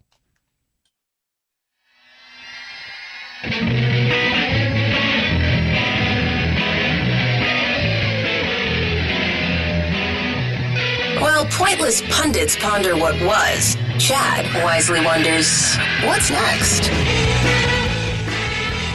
So, and this is what you're going to hear now. So apparently, Kavanaugh's mom, who was also a judge, presided over a foreclosure of Mrs. Ford's parents' house or property that they own. This is the craziness that's going to happen, and poking holes and stuff is going to start to happen. And it's sad because we don't know what took place. We have no idea what took place. We have zero idea. And what you may think you remember and what may have actually happened because it was low those many years ago, and vice versa, what he may think have happened and what really could have happened. Come on. But anything's, the ends justify the means. And here's the sad thing. The Me Too movement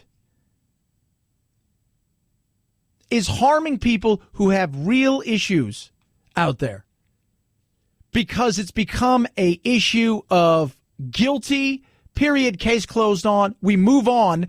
And now I've talked about it before. I have friends who have brokerage firms who refuse to hire women now. Chad, they've also separated the men and the women because they can't afford any more lawsuits for just because. That's the worry they have. We live in a litigious society, And now what we're finding, and I think a lot of this, it goes with feminism and it goes with the Me Too movement, is it's becoming an us versus them. Right? Us versus, it's not an us versus them. We are the same. We're human beings. We're Americans. We're here on this planet. I'm not against you. You shouldn't be against me. And when we set things up like that, it's going to fail. And there's automatically going to be people taking sides when the only side that you should take is right and wrong. Did you do something wrong? If you did, then there you go.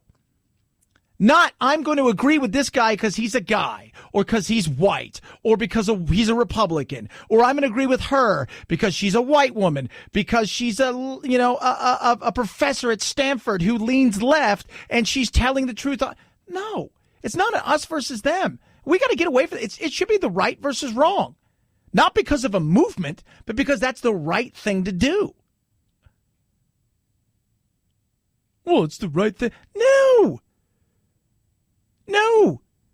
We're so worried about how we look compared to other people, and are we doing the right politically correct social justice thing, when we should stand back and go, are we doing the right thing because this is the right thing? Because there is the truth over there on that side, or is it because this is just the thing that makes us feel better? Enough of this crap. But the partisanship, the tribalism, the BS, kids, this is it right now. And that's why people like us, sane people, need to start taking back the conversation from extremists on both sides so we can start to have real conversations again. Because we're not. Man, we're at the point now where we can't even have a conversation because we're afraid we're going to get kicked out of our tribe. That's not good at all. That doesn't help anybody.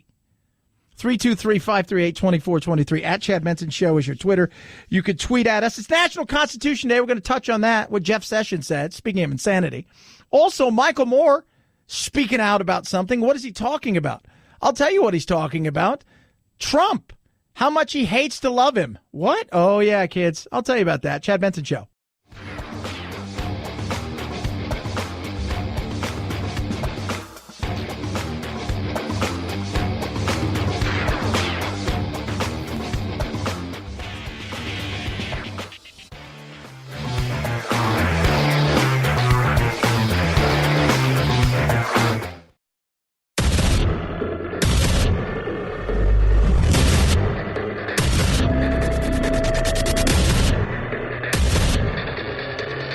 Independent in thoughts and punk rock in life. It's the Chad Benson Show. It is important to acknowledge that with the exception of being a cisgender male, everything about how I was born has put me at the current center of a damaging and widely accepted myth. That myth is that gayness orbits around straightness, transgender orbits around cisgender, and that all races orbit around whiteness. Yes, white privilege. I always knew Anne Hathaway sucked as an actress because she's white. Let's be honest. That's her privilege. It's the only reason. They're like, oh, Anne, you're here. Thank God. We needed a white woman who has no talent, but just because you're white. And you know what's crazy? I don't get the guilt thing. All right? And people are going to fire back at me how much I suck because they live in a world of victimization. They've been victimized their whole life. And as long as you're going to look at yourself as a victim, you're always going to be a victim, and you're always going to look at everybody as better than you or luckier than you because you are a victim. But bad things have happened to good people. Some people have it worse in life. But you know what? The privilege of us all here is we're in America. We have an obesity problem amongst the poor. Amongst the rich in other countries, they don't have enough food. People who are poor have air conditioning in a lot of places. They have cell phones. And they have opportunity.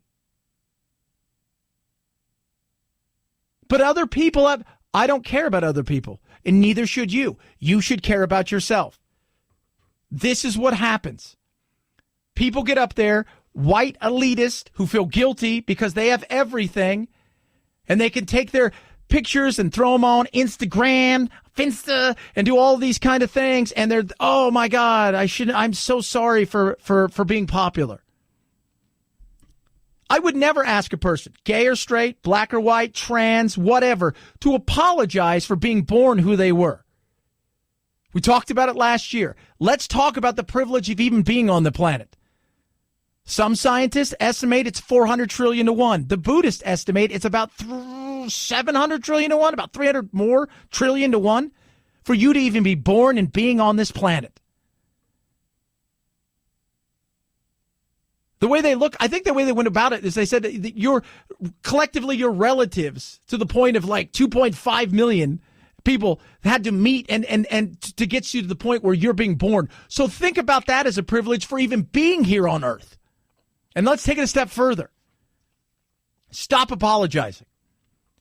Stop apologizing for being successful. Stop apologizing for being a person. Stop apologizing. But what about privilege? What about people who have privilege just because? Right?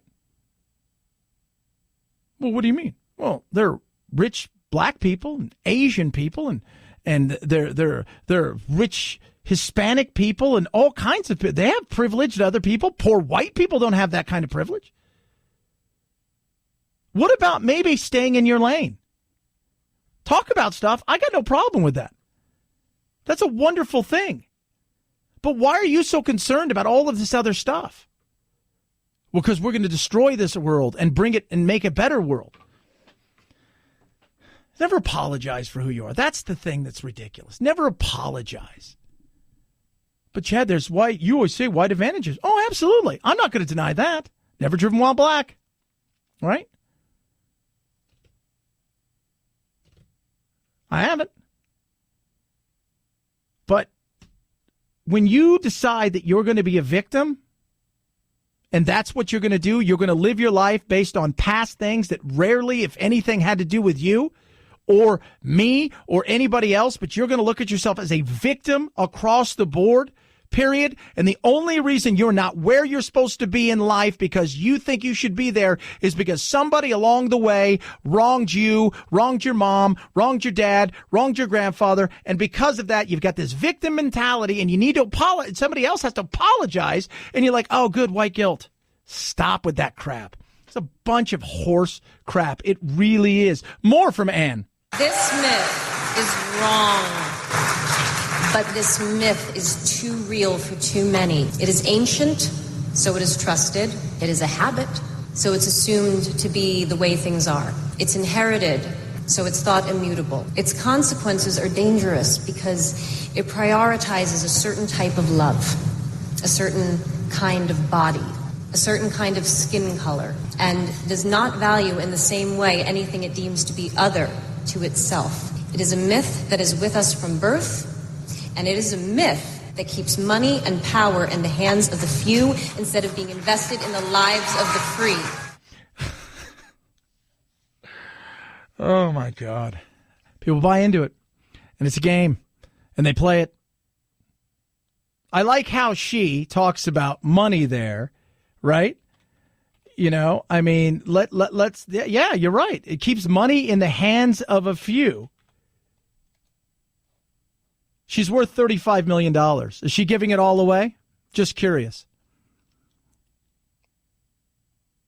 She wants to tell everybody else what they should do. Those evil, bad Wall Street brokers and those evil, bad corporation owners, those evil, bad people out there who are part of the evil, bad make money world. We've got to take it all away and we're going to spread it out. We're going to do this. We're going to do that. And it's going to be great. And we're tearing down barriers and we're doing all of these kind of things. And it's going to be fantastic. Blah, blah, blah, blah, blah, blah, blah. And by the way, I'm not going to do any of those things, but I will stand up here for your award because I hate the fact that I'm super white, beautiful, and successful. And that's the only reason is because of my whiteness.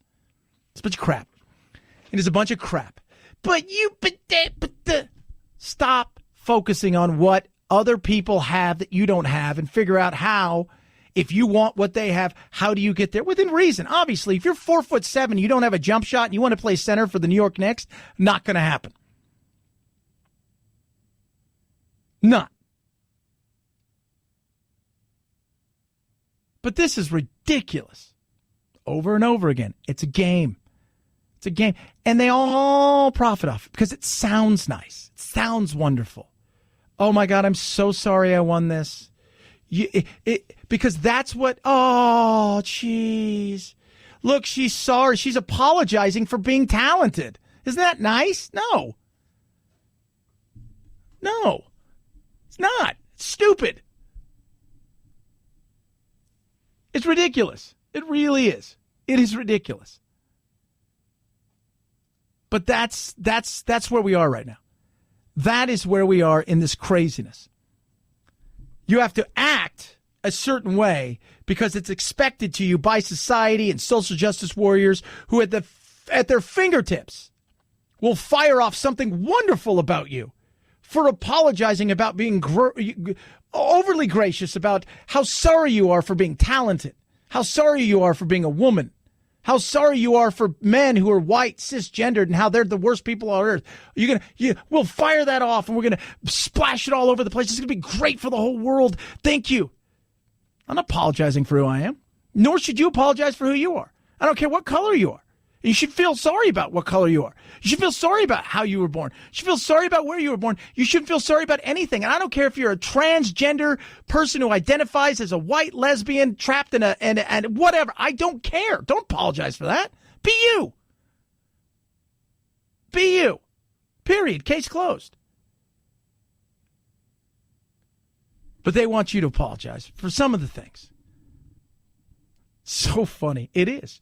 But this is the game that they play. Case in point, Michael Moore, who derides capitalism, who hates everything about it. Let me tell you something. He lives for it. He doesn't want Trump to leave. Trump is his money machine for the foreseeable future. Absolutely. Do you think that last president of the United States? I think it's possible, absolutely. I think that we have someone in the White House who has no respect for the rule of law, who dislikes democracy by an incredible degree, which doesn't make him really that much different from other billionaires or CEOs because their businesses are not democracies. They rule by fiat, so they don't like having anybody else having a say. They also like to take home the bulk of the money with them. Doesn't understand. By the way, he's worth $50 million. People have also said that about him. Doesn't like to share credit. Right? Screams about how everything needs to be union, but when he had his show, was it TV Nation or whatever, one union. All kinds of things. But why? Because, well, we can't keep everybody if we do that. But why? I love that. He lives for this. Do you think he wants... Let me ask you a question. Do you think somebody who's a fitness guru and a nutrition expert wants people to stop being fat? No. What happens? Goes away. Do you think a plumber wants everybody's plumbing to work perfect forever? No. Because if it doesn't break, they can't fix it. Right? Do you think somebody who lives to fight for the left wants the left to always get its way? No, you're not going to make any money off that. You're not. He had Fahrenheit 9/11. Guess what? Now he's got Fahrenheit 1/11/9. That's what he's got now. Let me tell you something. He's making money. Absolutely, he's making money. He is the person that tells you all the things you should do while not doing any of them, and at the same time talks about how horrible life is, but don't worry, watch my movie, it's going to be great, pay for it, do the whole 9 yards, it's going to be amazing, and all of these kind of things profiting off of it, the same way that there are people out there who profit off the fact that there's racism in the country, and they're the first ones to stand up because they love the fact that they're still relevant, and they live off of it. Jesse Jackson and Al Sharpton, they don't want racism to disappear. They may say it, but they know where their bread is buttered. It's the same thing for somebody like Michael Moore. Donald Trump leaving in 2 years isn't going to nobody cares. You think he's doing a movie about Hillary Rodham Clinton? When was the last time he was really relevant? When Trump was in office. Guess what? I mean, when Bush was in office, Trump's in office now, he's relevant again. Putting somebody like that in charge of a democracy is a very dangerous thing, and especially it's more dangerous with him because he has a complete lack of ideology. He doesn't. You think it's more dangerous because he doesn't believe in anything? Absolutely. People say to me, well, if we impeach Trump, we'll have Pence. I go, great. At least he believes in something, and I'm not afraid of having the debate with Pence over whether or not Adam and Eve rode on dinosaurs 6,000 years ago. He loves it. That's the hypocrisy. He tells you he hates it. He tells you how vile Trump is. All the while, he's going to be cashing those checks that people are going to go out and see because he's going to be preaching to the echo chamber and taking their money. 323-538-2423 at Chad Benson Show is your Twitter. You can tweet at us. Love hearing from you. Dollar Shave Club. Shave today. I look all right. Thank you, Dollar Shave Club. Hair stuff. You got it. The gel. You know it. Boom. Looking great. Body wash, shampoo, conditioner, all of it. Toothpaste, toothbrush, you name it. Jack's even got his little stuff. He loves it. What are you waiting for? It's $5 to join. Free. It's free shipping. It's $5. You start out. They give you a taste. Then you decide if you like it or not. They got all kinds. You're going to get a daily essential starter set. So you get this daily essential starter set, right? And there's no wrong answer. You pick whichever one you want. So you go and you get this. Everything ships at normal price. But once you try their razors, that alone is worth it. But when you find out they've got stuff like Boogie Specific Pomade, which is incredible, Big Cloud Good Shake Hand Cream, amazing. If you've got a beard, you're like, well, I got a beard. Fine. They got beard oil. Oh, yeah. Shampoo, conditioner, toothpaste. There's no excuse. Top shelf ingredients, not going to break your budget. It's coming to you. You got to love that. Join today, $5, dollarshaveclub.com/Chad. dollarshaveclub.com/Chad. dollarshaveclub.com/Chad. You're going to absolutely love it. There is no excuse. dollarshaveclub.com/Chad. At Chad Benson Show is your Twitter. ChadBenson. We got some useless info straight ahead. Who's ready for it? You are. Look, see, you're all ready for it. I can't wait. Chad Benson Show.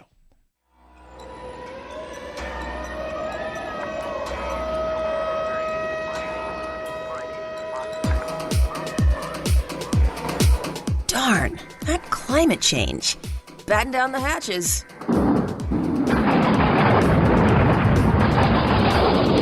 It's Topical Storm Chad, headed your way. Never have seen it ever. Pop Warner, high school, college, pros, never heard of it, never seen it. And it's just completely disrespectful to his teammates. What? Huh? Never seen what? Yesterday, San Diego Chargers in Buffalo taking on the vaunted Bills. I'm just kidding. They're not vaunted. They're awful. And halftime, teams are heading out. Vontae Davis, who'd recently signed with the Bills after playing the league for about, I think, 8 seasons, says, nah, I'm not going to play. I said, you not feeling well? He says, no, I quit. I don't even want to play anymore. I retire. I'm done. Showered, put on his street clothes. That was it. That was it. Done. Quit, retired, right in the middle of the game. Said he had enough. I know I found out going in the second half of the game. Coming out, he said he's not coming out, he retired. Yeah, he didn't just like say, oh, I'm retiring for the game today. No. I'm done. I don't want to play. He was a healthy scratch last week. And you know what? Football is one of those sports where, like a lot of times, I mean, I knew when I was done playing soccer, I was like, I've had enough. I had a few knee injuries. You know what? It wasn't fun anymore. And I couldn't even imagine playing at a level where you're getting beaten all the time, just smashing in and putting your body through stuff. And you have to start asking yourself the question, it's not whether or not you love the game, right? It's do you love the grind? Because the grind is where it's at. And I think this guy was just like, I've had enough. I'm done. Plus, we're awful. Like, we're really bad. But it is, he'll never, I would be surprised if he ever plays again. If he sits back 6 weeks from now, 6 months from now and says, you know what, I want to get back at it again, teams are going to look at this and say, you quit. You quit.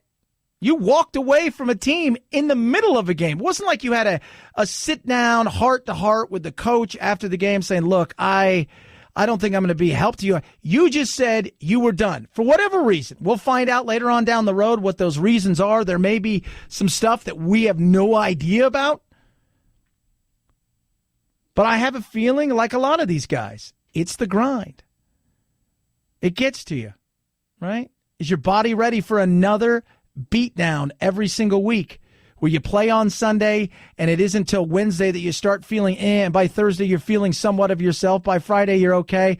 By Saturday you're ready to roll. By Sunday it's back to the same old same. 323-538-2423 at Chad Benson Show is your Twitter. So what do you think about the Kavanaugh thing? It's very interesting. This is going to be something that's going to be debated and talked about. The whole movement, all of these kind of things. Here we go.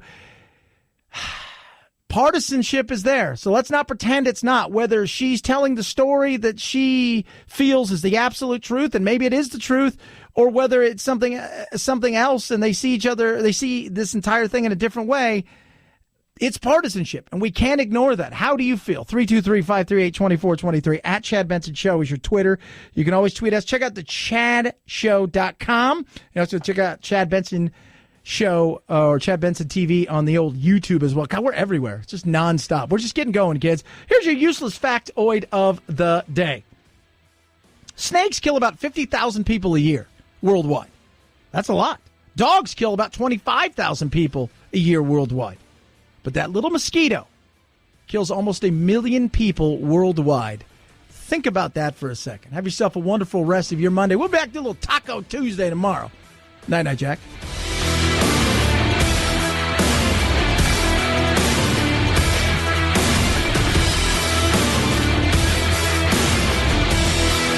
This is the Chad Benson Show.